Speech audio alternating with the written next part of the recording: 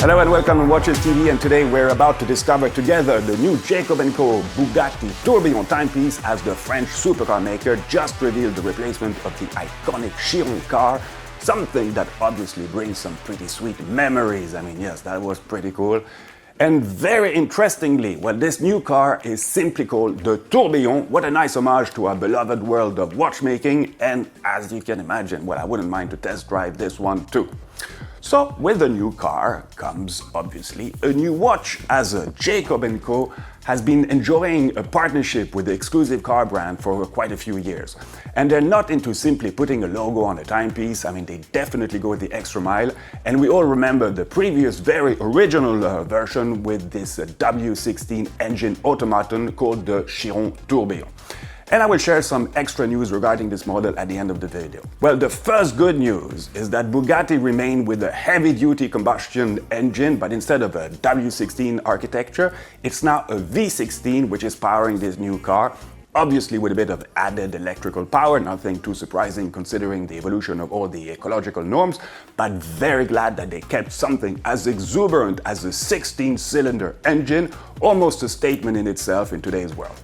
And this led Jacob & Co. to come with this new interpretation, both in terms of design, but also mechanically, and I will point out some of the differences between the two in this video. Obviously, we're still talking about the tourbillon movement. I mean, that was not an option, but instead of having it facing the person you have in front of you, well, now the tourbillon can be properly enjoyed by its owner, as it is directly visible on the dial side in the top left. This is a fast rotating flying tourbillon turning on itself in 30 seconds and beating at 3 Hz, and reaching such rotational speeds was made possible with the experience gained with the development of the Astronomia Revolution presented a year ago.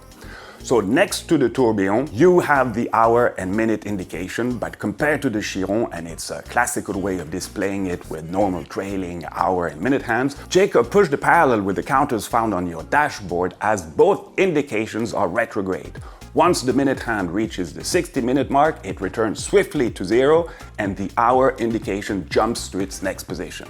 So trailing hand for the minute and instantaneous jumping mechanism for the hour. On the right, you have a double power reserve indicator, but before talking more in detail about it, well, here you go with this signature engine automaton just below these 3 counters in a nice central position. Like I mentioned, Bugatti has changed its engine architectures to a V16, and you will find this feature with this new automaton, and the main challenge here is to machine with utmost precision this miniature crankshaft if you want all your titanium pistons to move smoothly in these cylinders drilled in a single block of sapphire.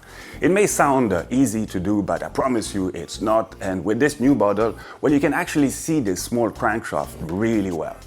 So directly attached to the engine, you will find a special exhaust system, just as in the car. But now let's go for the fun part, and to activate it, and I know this is what certainly most of you want to see, well, you push the button found on the crown, and off you go for a 20 seconds animation.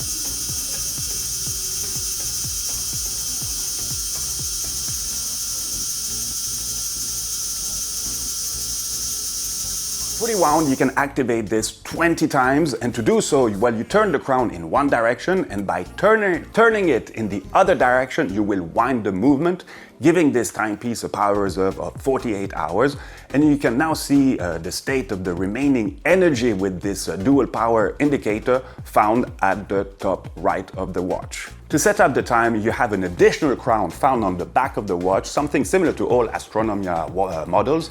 And compared to the previous Chiron model, instead of having 3 crowns aligned, you now have a rather large crown, but one that is easy to grab and makes the winding operation much easier. So let's continue with some other design characteristic, and this new piece is quite different from the previous model. Looks more compact, with the main goal here again of making it easier to wear. The black PVD titanium case measures 52 mm in height, 44 mm in width, and 15 mm in thickness.